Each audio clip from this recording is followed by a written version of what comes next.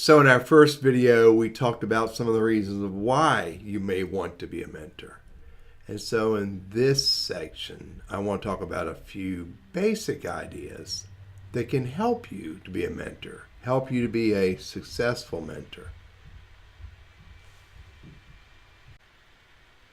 Okay, so we talked about the reasons why you may want to be a mentor and the benefits of being a mentor. So let's talk a little bit about how to be a mentor.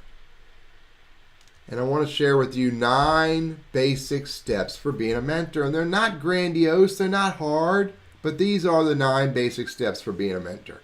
Number 1, play both roles. That means be open to being mentored as you're thinking about mentoring others. Be open to listening to ideas others share with you as you share ideas with others.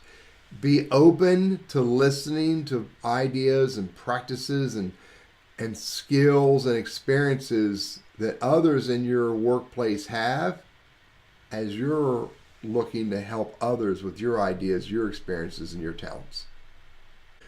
Number 2, be committed. Once you take a stand to say, I want to help others in a meaningful way, then be committed to doing it. That means follow through. That means reach out to people and let them know that you would love to help them and listen to their ideas and maybe have them help you. Be accessible. Be supportive.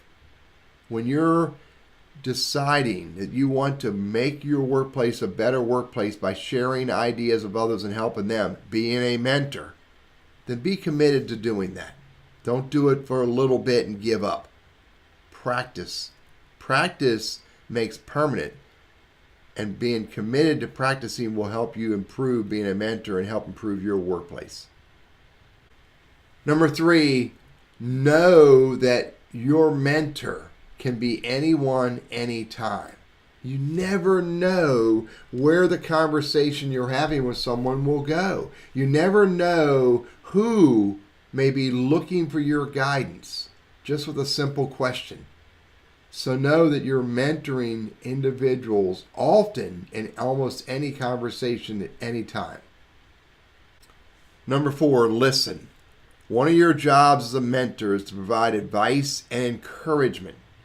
But in order to do so, you also need to listen and understand the situation. We talked about the importance of the leadership principle, empathy. And the empathetic principle means we care enough to listen and respond appropriately. This is important when you're acting as a mentor. We've talked about also active listening. This is the act of listening around distractions and tuning out all the other stuff that's going on so you can stay focused to what your mentee is saying, so you can listen to what they're asking you. It's hard to do all this until you practice it enough. So practice active listening. Practice responding appropriately when you're mentoring someone. Number 5, have your own mentors. Now, this doesn't mean you have to create a formal relationship with a business coach or a life coach or a professional coach, but it could be. But it also could be willing to accept that some of the people that you work with want to lead you, want to help you, want to guide you, want to mentor you. So be open to informal mentoring, as well as possibly formal mentoring, not unlike this series of videos that we've created for you. I've discovered for me that some of my most powerful mentors are very informal mentors, and these are people who I trust and respect, who when they share something with me, I listen to it, and I consider their ideas, and I even go practice some of the things that they share with me so I can discover the value that their ideas may have for me. Some of my best mentors are informal mentors. Number 6, be open-minded and compassionate. If you're ever in an argument with someone, do you ever really pay attention to what they have to say? Do you ever really care about their ideas? Are you convinced that they can help you? Not often. When you're not open-minded, and you're not willing to get into a compassionate conversation, you're not willing to listen to what they had to say. So when you're mentoring someone, strive to do it in a compassionate way. Be open-minded to their ideas. Be open-minded to their perspective. Be empathetic. Listen to their needs and their wants and their feelings. Often, the best mentoring comes through a conversation that includes deep and implicit empathy. Number 7, be patient. Life is a journey, as is mentoring. It's a journey. So you got to be patient. You can't bust through it like a bull. Your mentee needs and wants your insights and your ideas. They want to listen to what you have to share, but they don't want to bust through it. So it's also good mentoring also includes some form of constructive criticism. That's where you share your ideas and you let your mentor know, well, I understand that you've done it that way. Can I share with you another idea that may be useful? It's way different than saying, that was stupid. And sometimes constructive criticism is hard to swallow, except for when you wrap it in a way that you calmly and patiently share with your mentee a different idea that may be of use for them to consider, and if not, go experiment with. Be patient when you're mentoring. Number 8, be a role model. Let me repeat that for Teddy's sake. Teddy, be a role model. I live by an edict, and the edict I live by is never do, say, or engage in ways you don't want to be seen, heard, or perceived in life. Let me repeat that.